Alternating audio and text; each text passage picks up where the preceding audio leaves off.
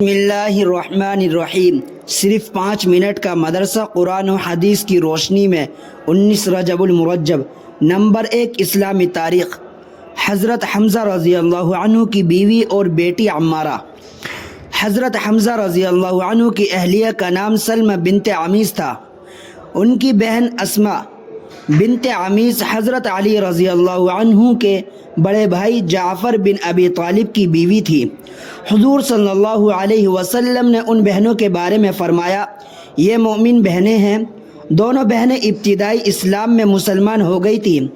حضرت اسماء اپنے شوہر حضرت جعفر رضی اللہ عنہ کے ساتھ حبشہ ہجرت کر گئی تھی، لیکن حضرت سلمہ مکہ میں اپنے شوہر حضرت حمزہ کے ساتھ رہیں۔ ان سے ایک بیٹی حضرت عمارہ بنت حمزہ پیدا ہوئی۔ جنگ احد میں جب حضرت حمزہ رضی اللہ عنہ کی شہادت ہوئی اور مسلمان مدینہ لوٹے تو کمسن عمارہ اپنے والد حضرت حمزہ سے ملنے دوڑتی ہوئی آئی۔ جو سامنے آتا اس سے پوچھتی، میرے ابو کہاں ہیں؟ صحابہ حضرت حمزہ رضی اللہ عنہ کی دردناک شہادت کو یاد کر کے رو پڑتے، جواب نہ دے پاتے، یہاں تک کہ حضرت علی رضی اللہ عنہ سامنے آ گئے۔ عمارہ رضی اللہ عنہ نے کہا، بھائی جان، ابو کہاں ہیں؟ حضرت علی رضی اللہ عنہ نے عمارہ رضی اللہ عنہ کو گود میں اٹھا لیا۔ تمام صحابہ اس بچی کو یتیم ہونے پر رونے لگے۔ چنانچہ حضرت حسان رضی اللہ عنہ نے چند اشعار سنا کر بچی کو تسلی دی۔ نمبر 2، اللہ کی قدرت، انسان کی بناوٹ۔ اللہ تعالیٰ نے انسان کو بہترین اور خوبصورت انداز میں ڈھال کر ہر ایک عضو کو مخصوص انداز میں فٹ کر کے کسی نہ کسی خوبی کا حامل بنایا۔ آنکھوں میں دیکھنے کی صلاحیت تو کانوں میں سننے کی قوت، جہاں ہاتھوں میں کھانے پینے اور پکڑنے کی طاقت، وہیں پاؤں میں چلنے کی قوت اور دل و دماغ میں سوچنے کی صلاحیت، یہاں تک کہ معدے کو غذا ہضم کرنے کی صلاحیت دی۔ یقیناً یہ قدرت کی بہت بڑی نعمت ہے۔ نمبر 3، ایک فرض کے بارے میں، قرآن مجید پر ایمان لانا۔ قرآن میں اللہ تعالیٰ فرماتا ہے، اے ایمان والو، اللہ کی ذات، اس کے رسول اور اس کی کتاب یعنی قرآن پر ایمان لاؤ، جس کو اللہ نے اپنے رسول پر نازل فرمایا ہے، اور ان کتابوں پر بھی ایمان لاؤ جو ان سے پہلے نازل کی جا چکی ہیں۔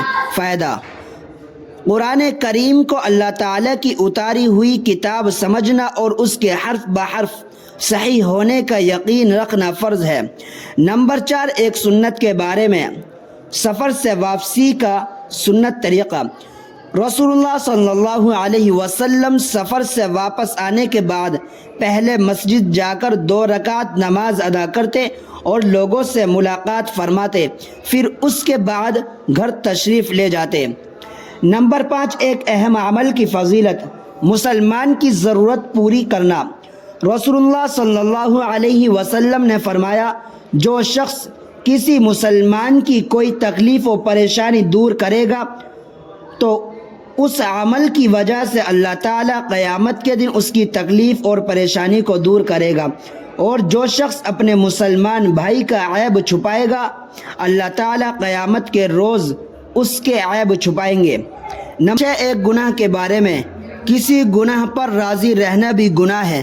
رسول اللہ صلی اللہ علیہ وسلم نے فرمایا، جب روئے زمین پر کوئی گناہ کا کام کیا جائے اور وہاں پر جو موجود لوگ اس کو ناپسند کرتے ہوں تو وہ لوگ اس آدمی کے حکم میں ہیں جو وہاں پر موجود نہیں، اور جو لوگ وہاں پر موجود نہیں لیکن وہ اس گناہ پر خوش ہوتے ہیں تو وہ لوگ اس آدمی کے مانند ہیں جو وہاں پر موجود ہے، یعنی ان کو گناہ ہوگا۔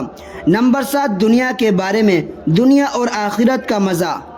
حضرت ابو مالک اشعری رضی اللہ عنہ کی جب وفات کا وقت قریب آیا تو فرمایا، اے لوگو، تم دوسروں کو یہ بات پہنچا دینا کہ میں نے رسول اللہ صلی اللہ علیہ وسلم کو یہ فرماتے ہوئے سنا کہ دنیا کی مٹھاس آخرت کی کڑواہٹ ہے، اور دنیا کی کڑواہٹ آخرت کی مٹھاس ہے۔